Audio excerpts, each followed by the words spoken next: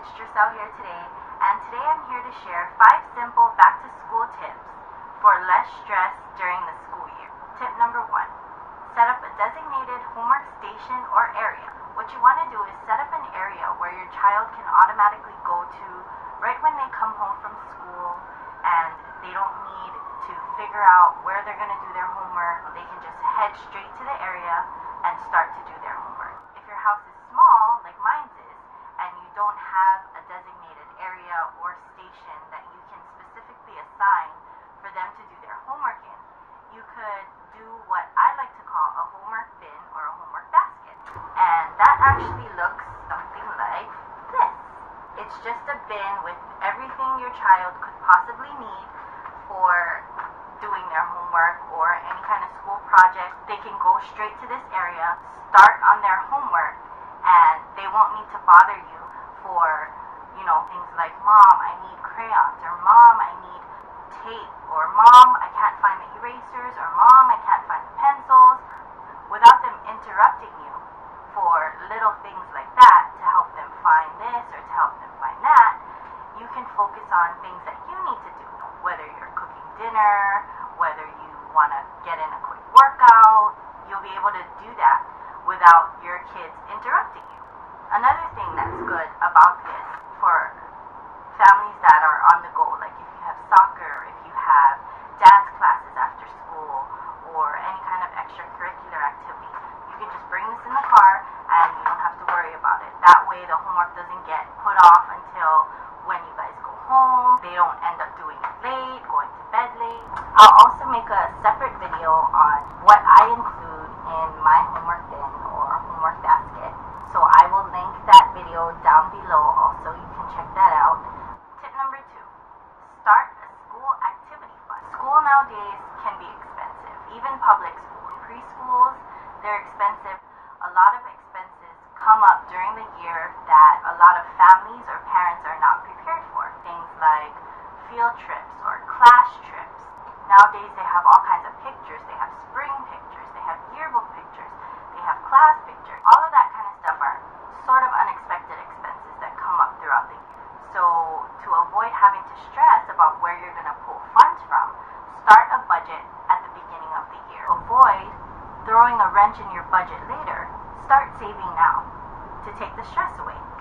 Tip number 3, have your child start an activity fund. Now, this is a little bit different from your activity fund because in addition to the things that come up during the year, such as field trips and class trips, there are also things that come up such as fun fairs, book fairs, or my daughter has like a white elephant store. You can go to the school and you can buy things such as treats or books or different types of little goodies or trinkets, and that too can cost money. So instead of having to pull from your normal budget, start a separate budget for that and have your child do this. And what I find is that when children buy things with their own money, they tend to appreciate it more. And not only will this teach responsibility, I find that children take better care of their things more when they buy it themselves because they use their own money and their own efforts to get that or to buy that. Which brings me to my next tip. Tip number 4, set up a chore for more program. Well, that's what I like to call it. So what a chore for more program is allow them a way to earn extra money, make a list, and whenever they have time, they can choose chores from this list to earn extra money in addition to their allowance, which they can put towards their activity fund.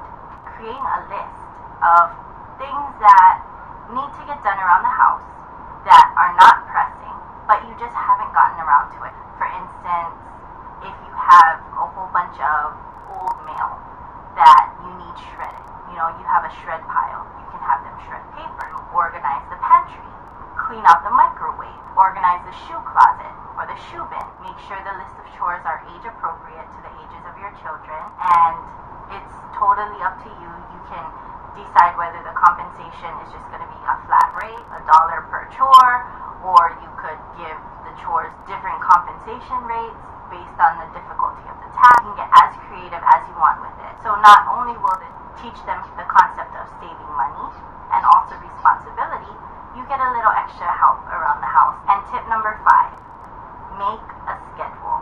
Now, this tip I found extremely helpful. It'll not only help your children develop responsible habits, but it'll also cause less stress by avoiding having to figure out when you come home what needs to be done, who needs to be doing what.